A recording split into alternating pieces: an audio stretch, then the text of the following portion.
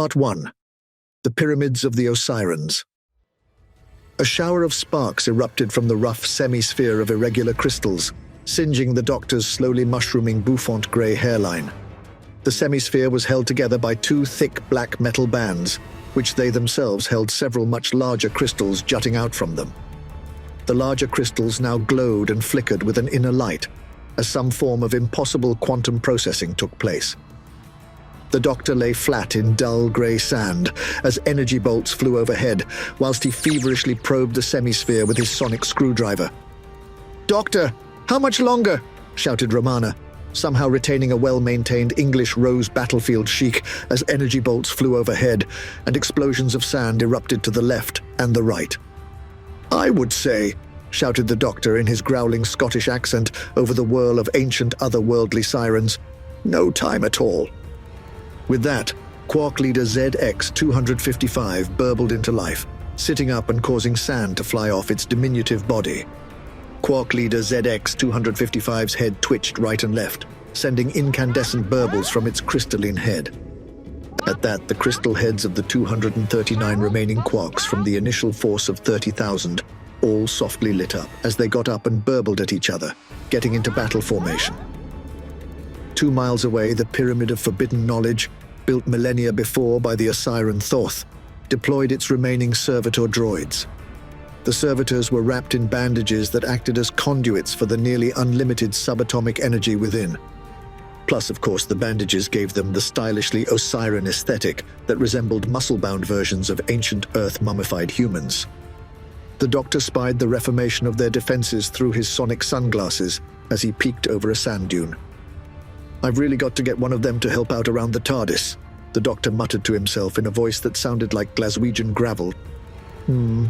Maybe not," he corrected himself. "Nothing's worse than a pouting, jealous canine." The Quark Force, which the doctor had hacked using a discarded semi-head of a fallen Quark commander, shuffled towards his position. "We'll be in within 6 minutes," the doctor shouted at Romana. He then raised his voice to a commanding tone as he spoke into the semi-Quark head he held in his hands. "Objective, neutralize defensive robot force.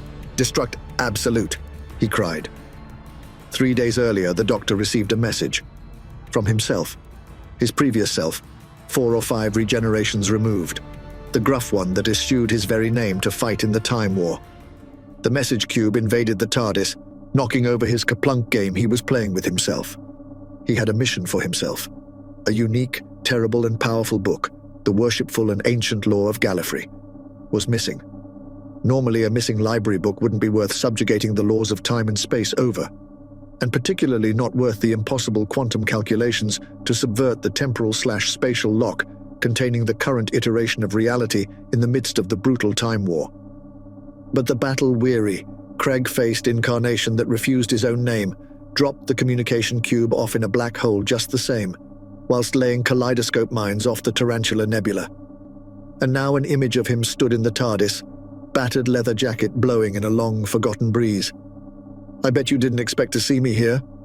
The current doctor's attack eyebrows glared up over his dog-eared copy of the 1983 Whizzer and Chips Summer Special.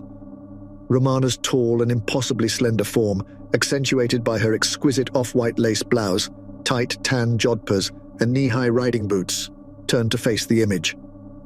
"Now there's a face I haven't seen in a millennia," she said in a perfect cut-glass RP accent, only acquired in the best of finishing schools. "And one that very much shouldn't be here now," said the doctor, getting to his feet. The doctor smoothed down his dark woolen vest as he stood, which accentuated the whiteness of his shirt underneath, buttoned to the collar. He strode over to the image of his former self, with his Dr. Martin shoes clattering on the metal TARDIS floor. "I expect you're wondering why I am here, and you have no memory of me at all sending this message," said the non-doctor. "The thought did occur," replied the doctor. "To answer the latter first, my memory of the last week will be obliterated in the next few hours." "It happens more than you'd expect," said the doctor to Romana. "To all of us," replied Romana. "Of course, this is somewhat of an irrelevancy," continued the crag-faced non-doctor. "We all know it happens more than you'd expect in a great time war." The doctor, non-doctor, and Romana all nodded in agreement with themselves. "No, The reason I'm here is because I've had to squirrel away a good number of dangerous items. War is no place for objects of extreme reality-altering power. I only just managed to nab this latest item before the War Council got its hands on it." The non-doctor held up a small brown book. "The Worshipful and Ancient Law of Gallifrey," said the doctor, non-doctor and Romana in unison. "We both know what devastation could be wrought with this little tome, above and beyond freeing the unhinged minds from a high-security Gallifreyan prison." "What else could it do, Doctor?" asked Romana.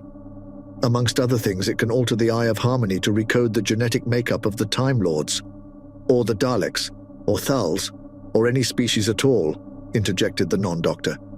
"It should be safe for quite some time after the Time War, but nothing lasts forever. I've set this message to travel ahead on probable temporal vectors to intersect with myself if anything survives this madness." I broke the book into 3 segments. "He's key to timing it," exclaimed the doctor excitedly. "Oh, I love a good quest," Romana admitted gleefully.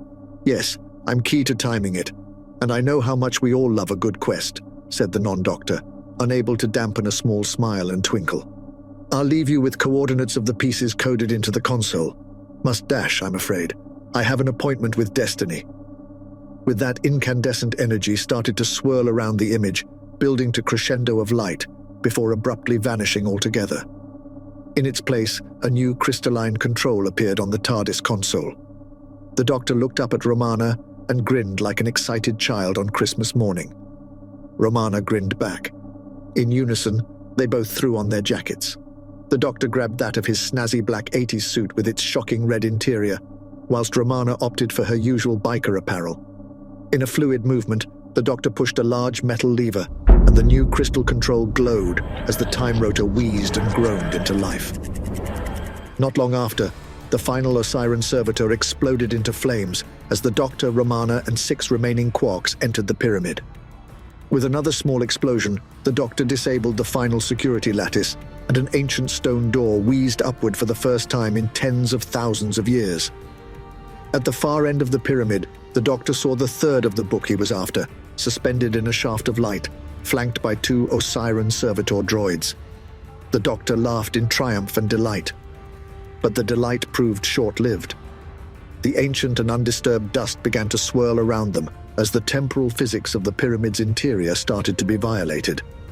A familiar wheezing, groaning sound filled the room, and next to the shaft of light, an ornate Egyptian humanoid sarcophagus started to materialize, its eyes glowing with lights which brightened and dimmed with that same asthmatic cacophony.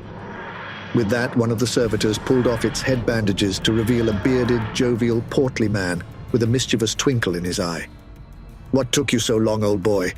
I've been waiting an age for you to breach the defenses," crowed the figure as he reached up and snatched the book out of the incandescent column with a self-assured laugh. The doctor's eyes widened and his eyebrows went into full offensive mode. "Quarks! Detain that man!" the doctor barked. "Oh, really, old boy," said the figure as he touched the triangular control unit on his arm. The remaining quarks' heads exploded in unison with small, underwhelming puffs of smoke. "See you at the finish line," cried the figure as he re-entered the sarcophagus, which then faded out of existence in a cascade of wheezing groans, leaving the doctor and Romana alone in the now abandoned pyramid. "The meddler," muttered the doctor in disgust. Part 2. The Great Tyler's Hand Robbery. As it had done every day for the last 327 years, at precisely 6:27.568 GM in the second morning, the sun hit Tyler's hand. Tyler Finfosh Mariaki III was Momatre de Carlo's 3rd global emperor. Tyler was a figure of considerable controversy on Momatre de Carlo. Born into the science elite of the previous age, his life was mapped out before him, a life of privilege, indolence, and luxury. And it was a life he really did not much care for. While the privilege and luxury were pretty pleasant in of themselves, it was the indolence he really could not abide. At the age of 14, he took it upon himself to overhaul and improve the planet's sewer and waste systems. By the time it was finished 7 years later, Momatre de Carlo was the galactic leader in water reclamation and was a net exporter of the valuable commodity to this entire region of space. The vast profits generated from that venture were then poured back into infrastructure for the planet's general populace, creating a breathtaking world of cutting-edge arts and science. This, of course, enraged the ruling science elite. It was one thing for the ruling classes to have a life of privilege and luxury, but when that trickled down to the general population, that just would not do at all. You see, it turned out that privilege and luxury were only really, really good when most people did not have them. Over the next 15 years, the science elite waged a war against Tyler. They used the planet's many information networks to sow false stories of Tyler's non-existent atrocities and failures, to crush all his popular support. For a time, a large segment of the planet were convinced to disbelieve their lying eyes and ears, and ignore the golden economy that existed under Tyler's leadership, in favor of the science elite's squalor. But finally, the revolution came. The old guard were put to death to the cheering applause of the crowds, and Tyler was installed as emperor. And that is when Tyler's hand began construction. A stunning space station in low orbit, with a central hub of a domed, lush forest, incorporating 5 snaking towers emanating outwards. The station itself was connected to the planet by a vast diamond tether, along which high-speed elevators whisked people and cargo to and fro. When constructed, in the 84th year of Tyler's reign, it was a pristine center for art and advancement throughout the known universe. 100 years later, it was a slum prison colony, used to house the descendants of Toulousian refugees from 40 years earlier. 100 years after that, the rejuvenation project of Tyler's 6th clone breathed new life into the station, which was when it was renamed Tyler's Hand. But of course, that was over 100 years ago now, said the doctor, striding around the TARDIS main console room. So what is it now? Asked an increasingly irritated Romana. It's the pinnacle to which all advanced civilizations ultimately aspire, the doctor cried with triumphant glee. An all-inclusive resort and casino. How gauche, Romana exclaimed with an eye roll. Oh, you only say that because you Generation Epsilons are so wrapped up in yourselves you fail to see brilliance, unless it fits your prudish standards of beauty. And of course, because it's gauche, Romana added. The doctor's mouth momentarily rumpled with dissatisfaction at Romana's lack of vision.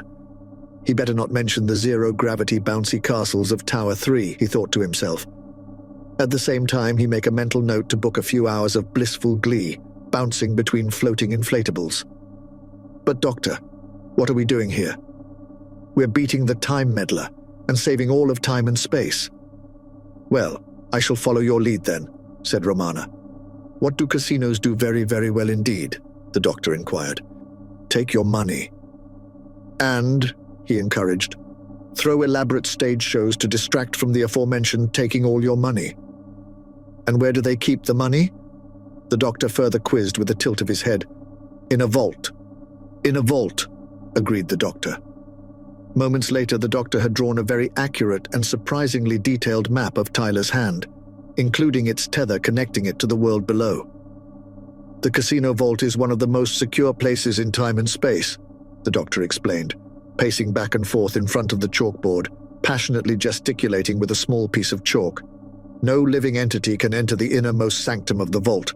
It exists in a constantly shifting and distinct phase of time. Well, what use is a vault you can't enter, put anything into, or take anything out of? Romana demanded. I never said that, replied the doctor. Every 36 hours a temporal aperture opens, and servo drones deposit and retrieve whatever is required. So we just need to hack and reprogram a servo drone? Ah, there's the rub. They're sentient, and will resist all attempts at manipulation. Plus, of course, as they're sentient, it would be akin to slavery and murder. Precisely. Well, if they're sentient, can't we simply make friends with one? Romana suggested. What? Take them on a little trip to the seaside and bond over bumper cars, rock and candy floss? The doctor inquired skeptically. It'd work for me, Romana noted. Only if the rock and candy floss was caviar and champagne flavored, the doctor grumbled. Well, a girl does have standards, doctor. I did indeed consider that, but ran into a small snag. And what's that? They don't live very long. How long? 27 nanoseconds. The doctor waved at the diagram with the chalk. It just so happens that at precisely 13 nanoseconds before the vault's temporal aperture opens, the diamond lift shaft is clear of all activity. At 11.273 seconds prior to the aperture opening, highly charged, dense particles of living liquid metal are generated and forced into the shaft at incredible speeds. They travel down the length of the shaft, combining and forming into their physical bodies. How? Romana mused. The doctor cast away the question with a wave of his hand, answering it tersely. Race memories implanted into their DNA sequence give the drones full instructions of what to do over their brief lifespans. I'm jealous, Romana pronounced. So was Confucius. Their entire personality, memories, and life purpose are pre-installed. He drew a line from the top of the shaft to the bottom as he continued. At the exact moment the aperture opens, the drones warp their temporal phase to match and pass through harmlessly. And then? They perform their allotted life task, either deposit or retrieve items in their remaining 14 nanoseconds of life, the doctor supplied matter-of-factly. And that's where the second segment of the book is? Romana guessed. That's where the second segment of the book is. So, Doctor, asked Romana, what's the plan? To say the top floor of Tower 1 of Tyler's Hand was sumptuous was a bit like calling the crown jewels a nice bit of gear. The walls shimmered with a beautiful mother-of-pearl resonance. The confusingly simple and yet ornate Art Deco entrance slid open to reveal Romana. Even for Romana, she looked stunning. Her hair was delicately bundled into an exquisite bun, with the odd strand or two artistically falling around her porcelain face and neck.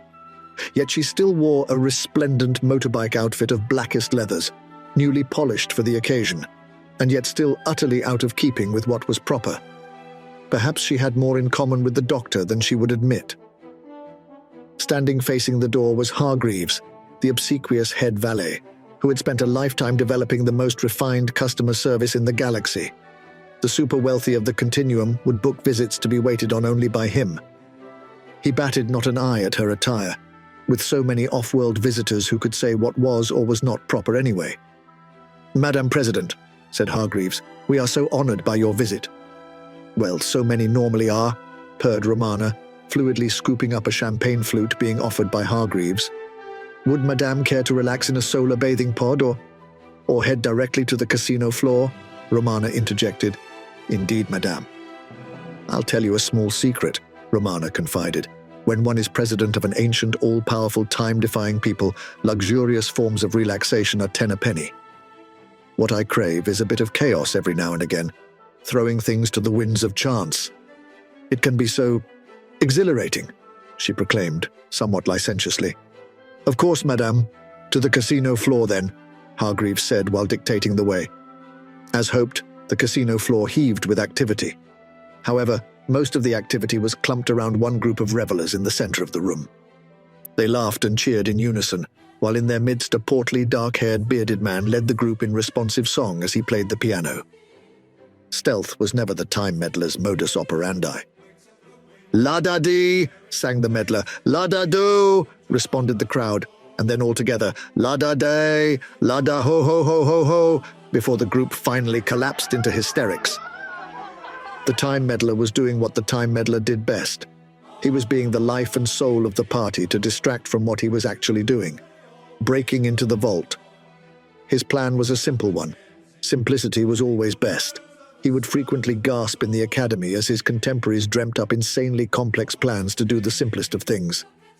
A few hundred years later, he came across the master disguised as a scarecrow in 19th century northern England. And why?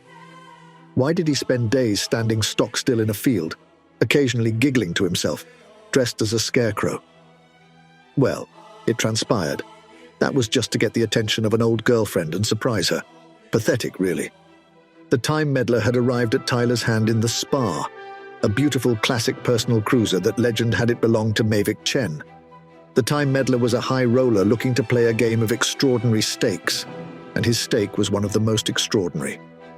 An Axon wealth crystal.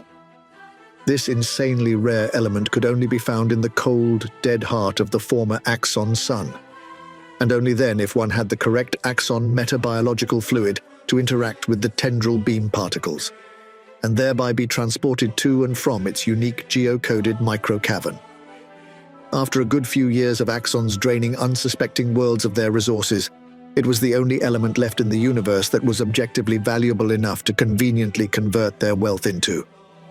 The Time Lord had had a torrid affair with an Axon princess in order to steal it. The meddler came into the casino full of energy, charisma, and magnetism and placed it on red 37 in the transdimensional roulette table, causing the entire room to gasp with amazement. Then the amazement turned to utter shock as he lost. But the meddler just laughed it off. He just lost the equivalent of the interplanetary debt of 4 medium-sized galaxies. And he laughed? "Easy come, easy go, old boy," smirked the meddler. In truth, his affair with the Axon princess was not really to steal the crystal.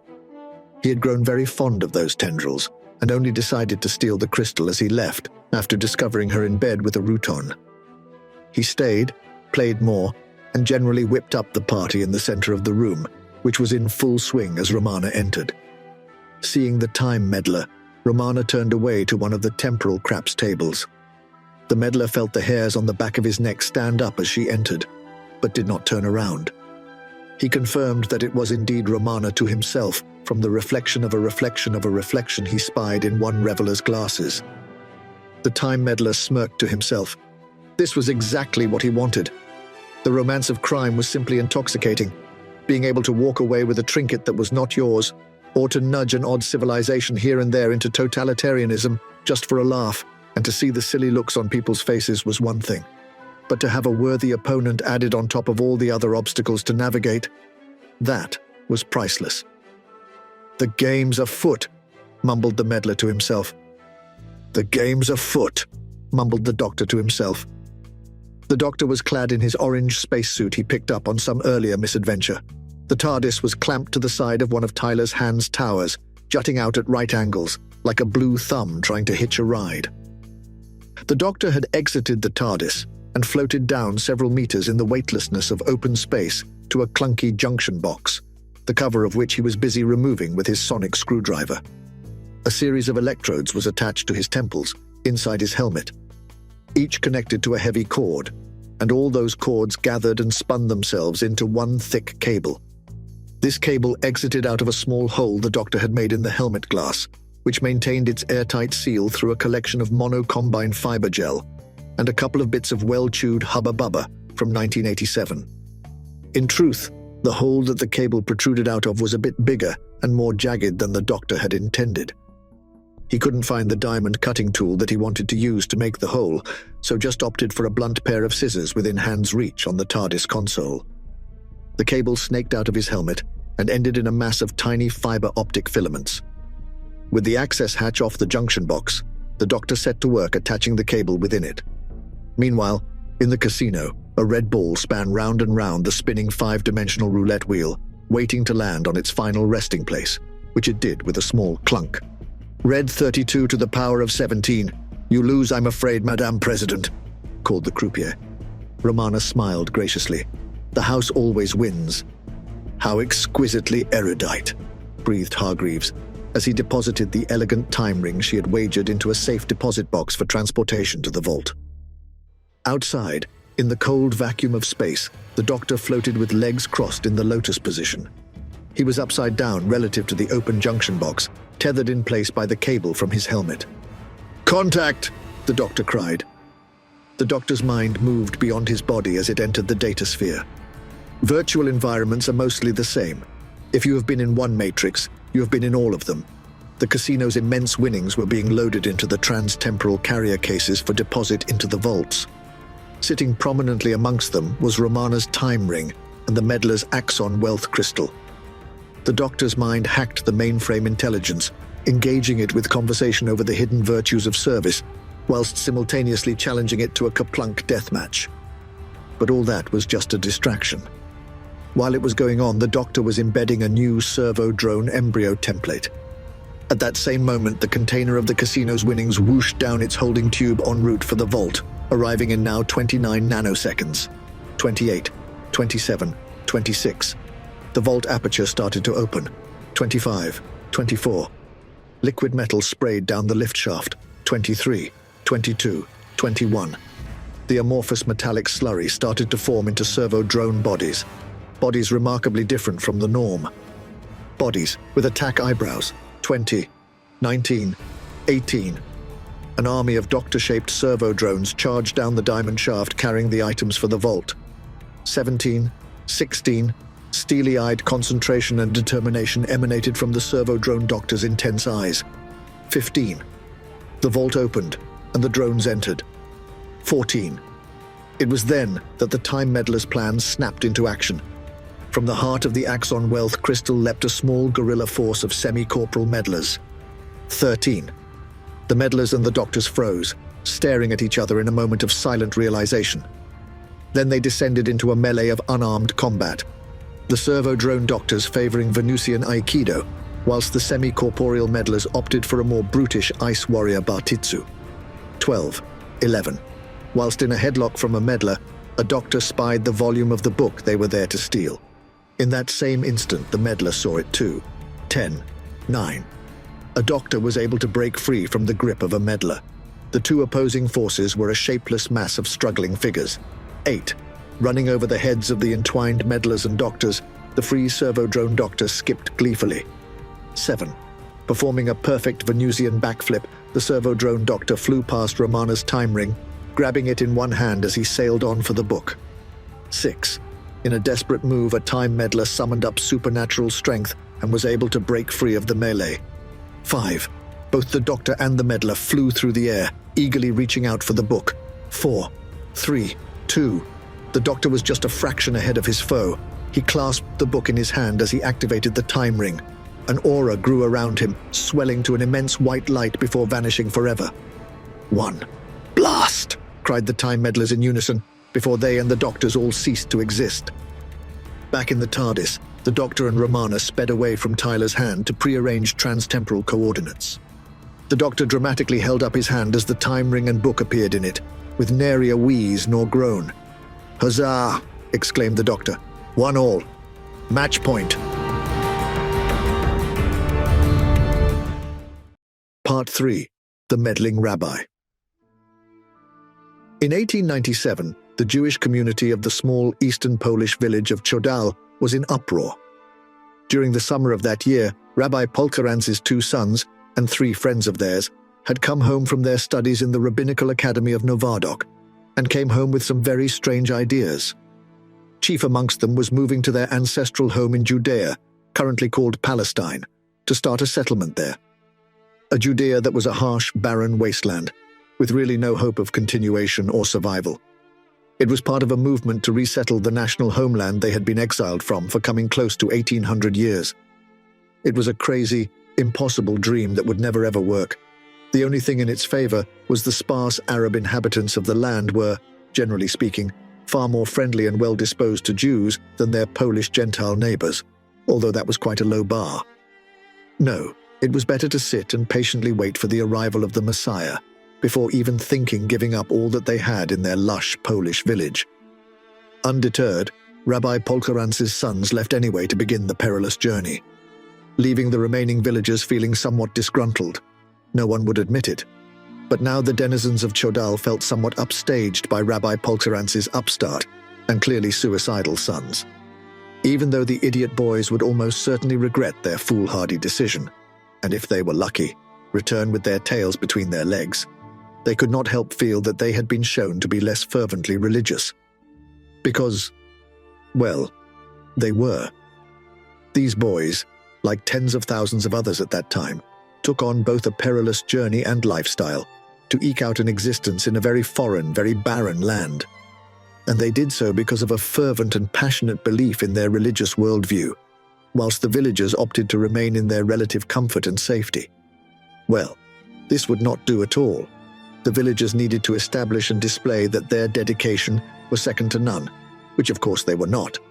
And they needed to establish this even more firmly because it was fact, even if only to convince themselves of this truth.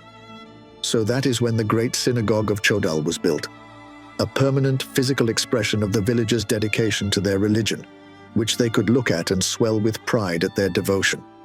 And it was a stunning building. Not as big as the church, obviously.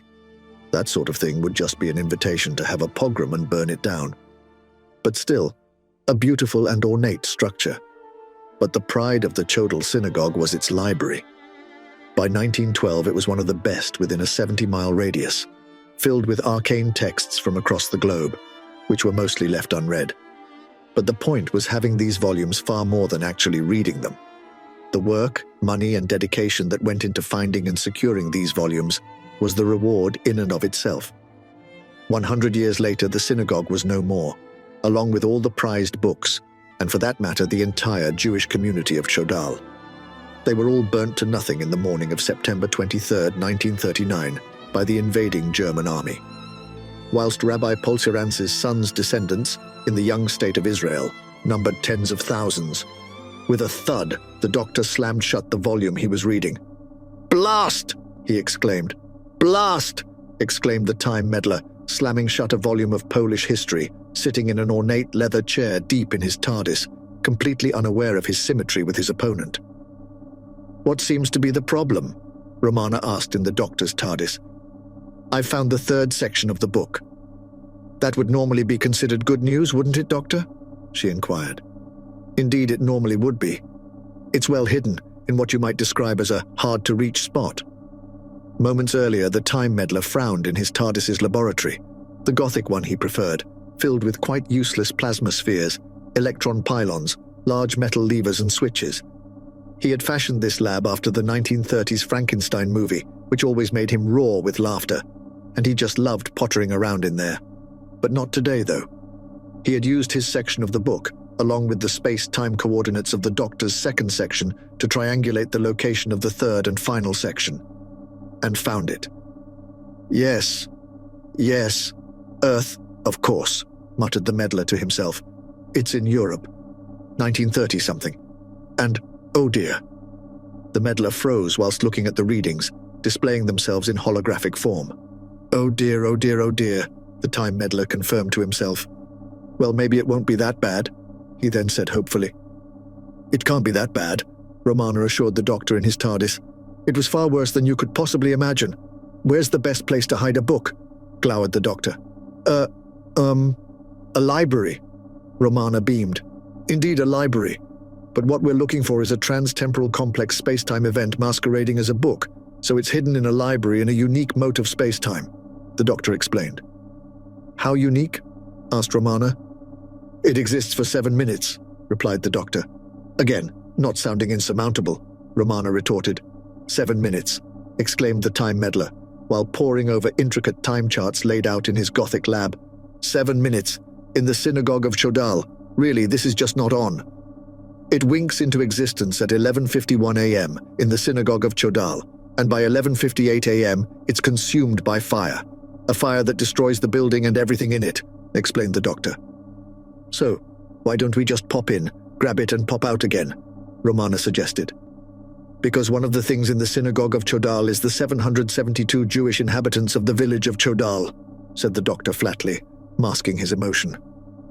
What filthy animals these humans can be, mused the time meddler in unrestrained disgust as he pored through a pile of records. The doctor cleaned the black board in his TARDIS and elaborated.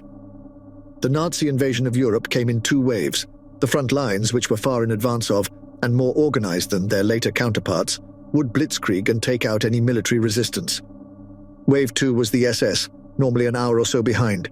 In the event of the first wave meeting any serious resistance, which seldom happened, interjected Romana. The SS would be available to reinforce the first wave troops, continued the doctor, but that wasn't their main task. Their primary purpose was establishing Nazi civilian control, which included cataloguing and often... The doctor paused as his face contorted into an expression of unreserved revulsion.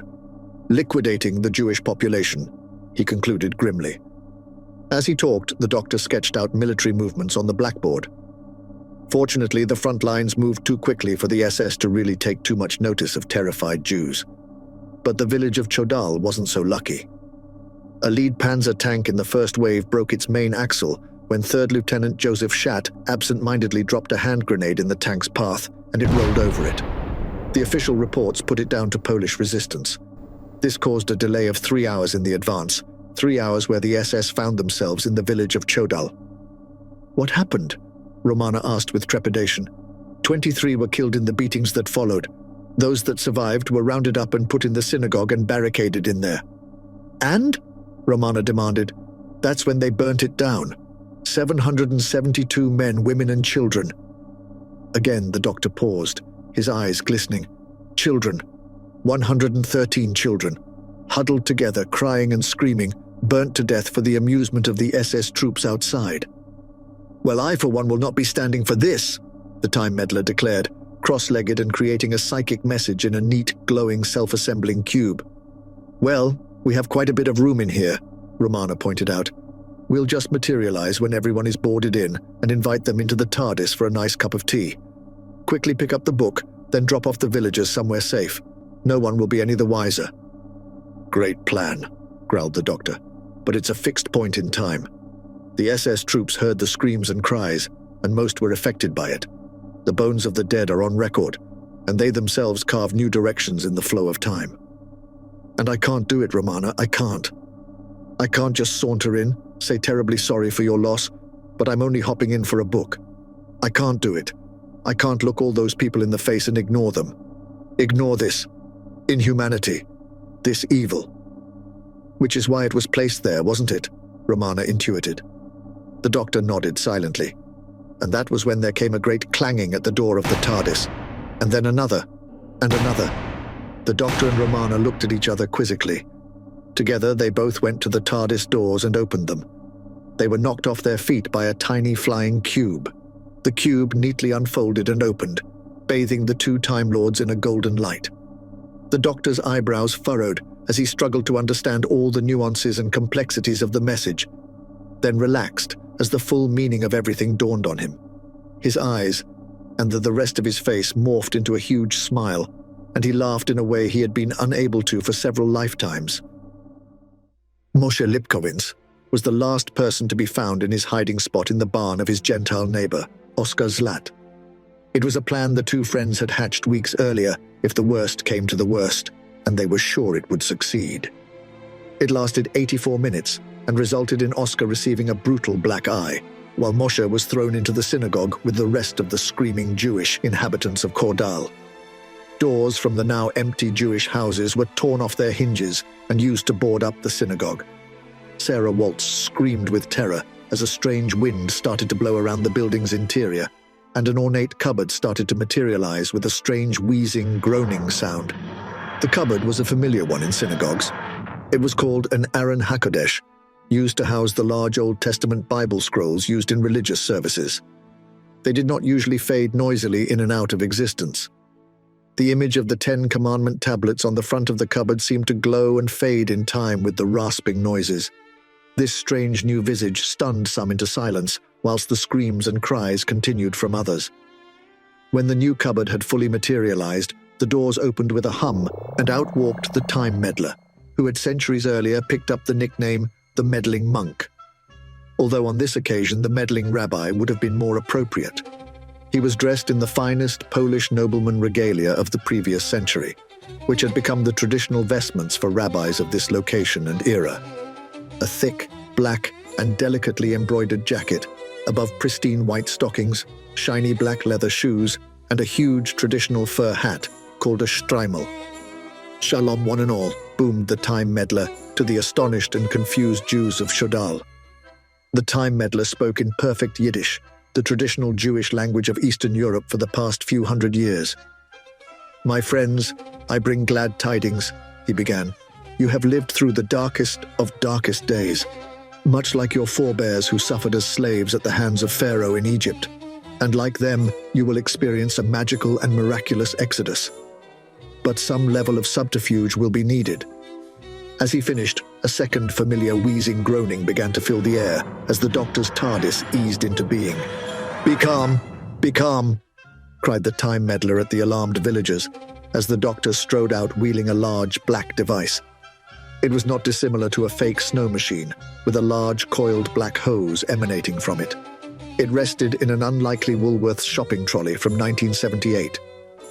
"This is my good and faithful friend of millennia, the Doctor. And as always, he's here to help," chuckled the Time Meddler. The Doctor wheeled the shopping trolley towards the Time Meddler and his TARDIS, holding him in his steely gaze, but he could not quite hide a discernible twinkle of delight. His lips twitched nervously as they resisted the urge to smile.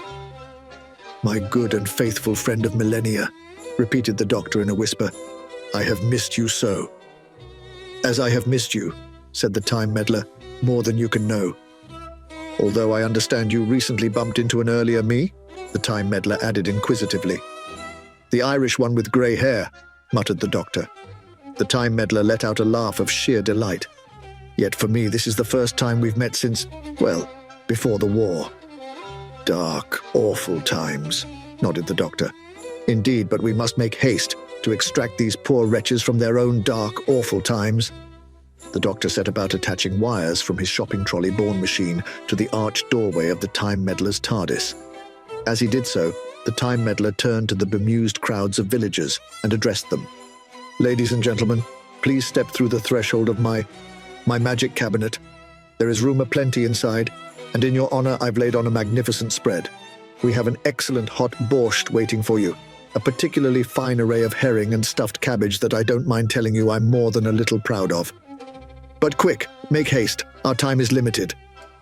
Romana now exited the doctor's TARDIS. In her hand was a tray of small, elegant glasses filled with krupnik, an old Polish liqueur. No, you can't come, K9, Romana hissed exasperatedly. The people are quite discombobulated enough without having to contend with a robot dog from their distant future. She started handing out the beverages and ushering people into the time meddler's vehicle. One by one, the shell-shocked villagers started boarding that TARDIS. As they did, the doorway mantle lit up and glowed with radiating energy as each person crossed the threshold. As the synagogue started to empty out, the doctor took the large, black, rubbery hose from his machine and started spraying a thick, viscous substance, about the same consistency as fresh, wet cement, over the floor. This formed thick snakes of the material. From outside the synagogue, there was a whoomph sound, and suddenly flames could be seen from the few cracks in the boarded-up windows, bringing with it involuntary screams of terror from the remaining villagers. Be calm, cried the doctor in Yiddish, contorting his face into his best impression of a comforting smile.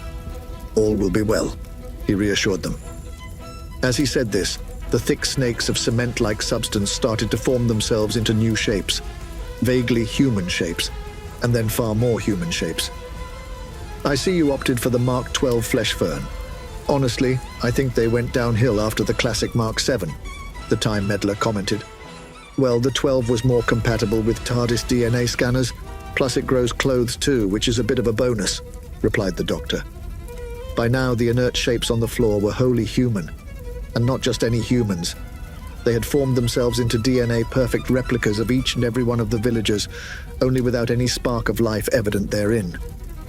As the final villager entered the time meddler's TARDIS, along with Romana, the flames outside crept inside, and the building started to fill with black smoke. The time meddler took a silver ball from his inside pocket and rolled it onto the floor. As he did, wails, moans, and screams started emanating from it, mirroring what the SS troops would be expecting to hear. Not to worry, said the time meddler. It's a cheap Norwegian knockoff. It'll burn to a crisp in a jiffy. Only a few minutes to go, said the doctor, as he and the time meddler started to look all around the rapidly burning synagogue, both trying to locate something with every sensory perception. In unison, they looked at the same spot on the shelf full of books.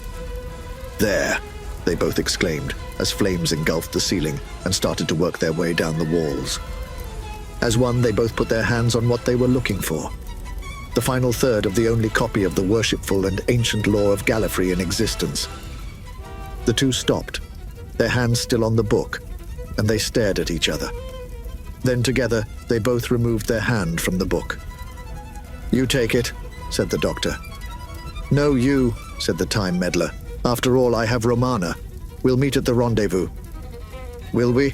Asked the doctor, fixing the time meddler with a distrustful gaze. The time meddler roared with laughter as he sauntered towards his TARDIS. He stopped as he entered and looked back at the doctor. Really, doctor, you must have faith. Take it from a man of the cloth. And with that, he entered his time ship. The familiar wheezing groaning again filled the room as it dematerialized. The doctor relaxed slightly and allowed himself a smile as the warmth of a long-abandoned friendship rekindled in his heart. But he was shaken from his reverie almost immediately as the central roof mantle collapsed in flames onto the floor next to him, engulfing the room in an inferno. The doctor grabbed the book and darted to his TARDIS, avoiding the falling, burning wreckage. He leapt through the door and slammed it shut as the roof collapsed in flames, burying his well-worn space-time capsule. With a fluid movement, he tossed the large metal control, activating the central time rotor. It wheezed and groaned as the light rods contained within started to undulate up and down. Large discs near the top of the rotor, covered in Gallifreyan runes, span as the TARDIS entered the vortex. The doctor looked down at the book and smiled.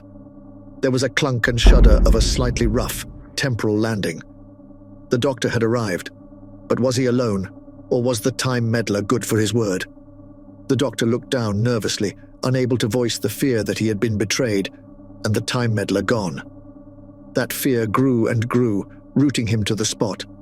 Eventually, the doctor summoned up the courage to find out and cautiously walked to the TARDIS doors. He took a breath and opened them.